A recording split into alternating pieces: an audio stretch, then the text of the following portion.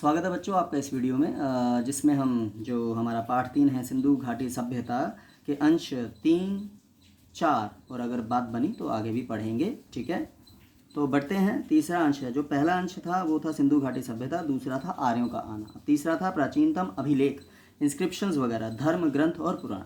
तो इनके पाठ पठन और सारांश की चर्चा करेंगे। तो बच्चों, सिंधु घाटी की खोज से पहले जो वेद थे वो भारतीय संस्कृति के सबसे पुराने ऐतिहासिक ग्रंथ कहे जाते थे। वैदिक युग के काल निर्धारण पर विद्वान एक मत नहीं है। ठीक है, इतिहास है, कोई कुछ कहे कोई कुछ कहे। तो भारतीय विद्वान इसका काल पहले मानते हैं, तो यूरोपीय विद्वान इसे काफ़ी बाद का मानते हैं।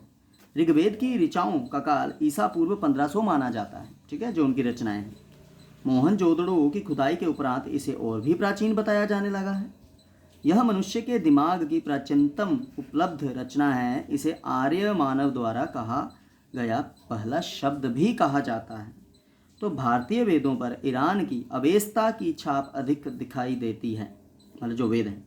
तो आर्य अपने साथ इसी कुल के विचार लेकर आए थे जो भारत में फूला और फला। वेदों और अवेस्ता की भाषा में समानता है। यह समानता महाकाव्यों की संस्कृति की अपेक्षा अधिक है। माना जाता है कि आर्य मध्य जो हमारा एशिया है वहाँ से आए हैं। आगे बढ़ते हैं। वेद तो हिंदुओं द्वारा वेदों को प्रकाशित धर्म ग्रंथ माना जाता है। ठीक है, हिंदुओं द्वारा वेदों को प्रकाशित धर्म ग्रंथ माना जाता है। वेद शब्द की उत्पत्ति विद शब्द से हुई, जिसका अर्थ है जानना, और इसका सीधा सा अर्थ है अपने समय के ज्ञान का संग्रह। इनमें मूर्ति पूजा और देव मंदिरों के लिए कोई स्थान नहीं है। आर्यों ने अपने उमंगपूर्ण जीवन में आत्मा पर बहुत कम ध्यान दिया। मृत्यु के अस्तित्व में उनका विश्वास अस्पष्ट था, मतलब क्लियर नहीं था। ऋग्वेद को पहला वेद माना जाता है। इसमें मानव के सबसे आरंभिक उद्गार, मतलब जो दिल से भाव निकले, काव्य प्रवाह के रूप में मिलते हैं। इसमें प्रकृति के सौंदर्य एवं रहस्य के प्रति हर्षोन्माद, मतलब खुशी वाला उन्माद, जोश तथा मनुष्य के साहसिक कारनामों का उल्लेख मिलता है। यहीं से भारत की अनवरत तलाश शुरू हुई। मानव ने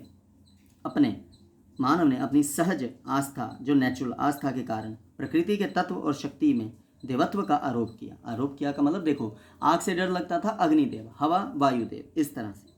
पर इन सब में साहस और आनंद का भाव था। पश्चिमी लेखकों ने भारतीयों को परलोक परायण कहा है। ठीक है, मतलब परलोक के बारे में ज़्यादा सोचने वाले। इस बारे में नेहरू जी का मानना है कि हर देश के निर्धन और अभागे लोग एक सीमा तक परलोक में विश्वास करने लगते हैं। गुलाम देशों पर भी यही बात लागू होती है। भारत में भी विचार और कर्म की तो समांतर पैरेलल धाराएं विकसित होती गई। समय के अनुसार कभी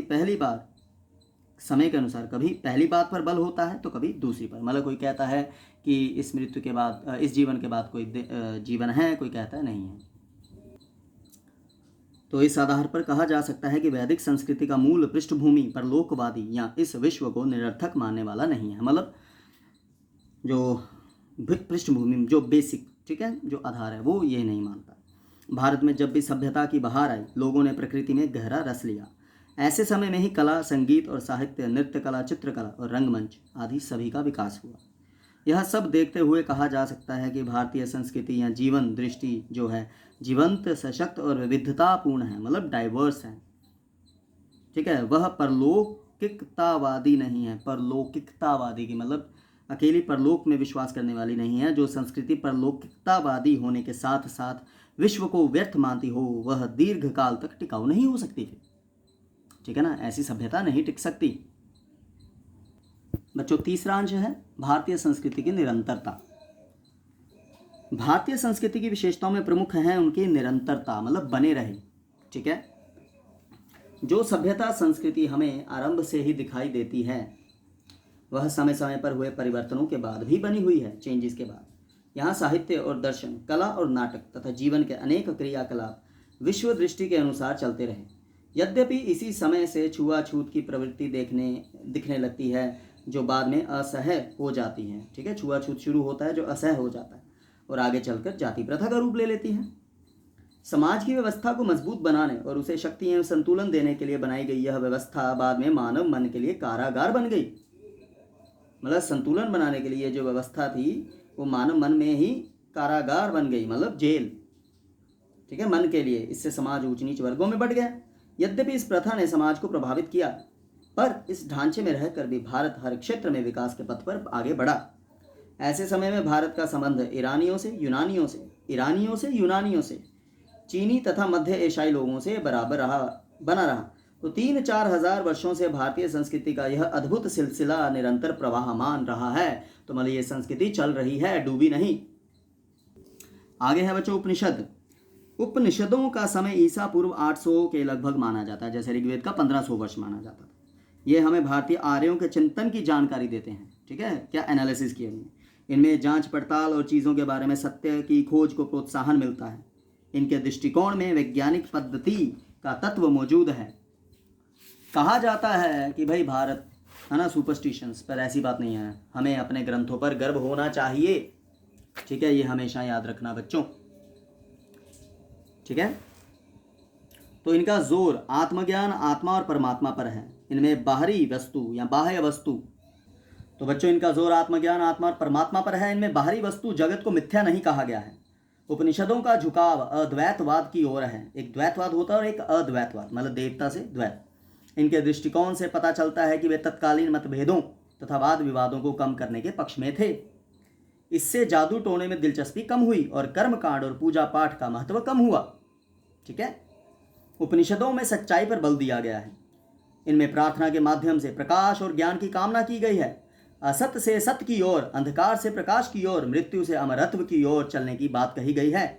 यहाँ बेचैन मन बार बार किसी प्रश्न का उत्तर खोजता दिखाई देता है। मनुष्य को प्रेरित करते हुए ऐत्रेय ब्राह्मण में कहा गया है चरैवेति चरैवेति, अर्थात हे यात्री, इसीलिए चलते रहो। दुनिया चलने का नाम है, बढ़ते रहो। अच्छा बच्चों, आगे बढ़ते हैं 5वें अंश पर, व्यक्तिवादी दर्शन के लाभ और हानियां। उपनिषदों में इस बात पर बल दिया गया है कि प्रगति करने के लिए शरीर का स्वस्थ तथा मन का स्वच्छ होना जरूरी है। इसके अलावा दोनों का अनुशासित रहना आवश्यक है। किसी प्रकार की उपलब्धि तथा ज्ञान प्राप्त करने के लिए संयम, आत्मपीड़न और त्याग आवश्यक है। ठीक है बच्चों, तो आत्मपीड़न और त्याग आवश्यक है ज्ञान प्राप्ति के लिए। यह विचार भारतीय चिंतन में निहित है, सदा से रहा है। गांधी जी ने देश को स्वतंत्र कराने के लिए जो आंदोलन चलाए थे, उनके पीछे भी यही मनोवृत्ति थी, सोच थी कि देश में ऊंच नीच की भावना ना हो, लोगों में आत्मसंयम, त्याग तथा सहयोग की भावना हो। भारतीय आर्यों का विश्वास व्यक्तिवाद में था। ठीक है, हर इंसान जरूरी है। वे ऐसी जीवन शैली अपनाते थे जो समाज को विखंडित करने वाली प्रवृत्तियों से उन्हें बचाए रखती थी, विखंडित, तोड़ने वाली। वे अपनी पसंद की जिंदगी जीते थे। आर्यों का यह व्यक्तिवाद भविष्य में समाज के लिए बहुत अच्छा ना रहा, क्योंकि हर कोई अपनी सोचेगा तो लड़ाई होगी। लोगों की रुचि सामाजिक कार्यों में कम होती गई, वे अपनी व्यक्तिगत कार्यों पर अधिक ध्यान देने लगे। इससे सामाजिक उत्तरदायित्वों में उदासीनता आती गई। आज भी यही हाल है, हर कोई कह रहा है अपना जियो, पर समाज का भी तो सोचो।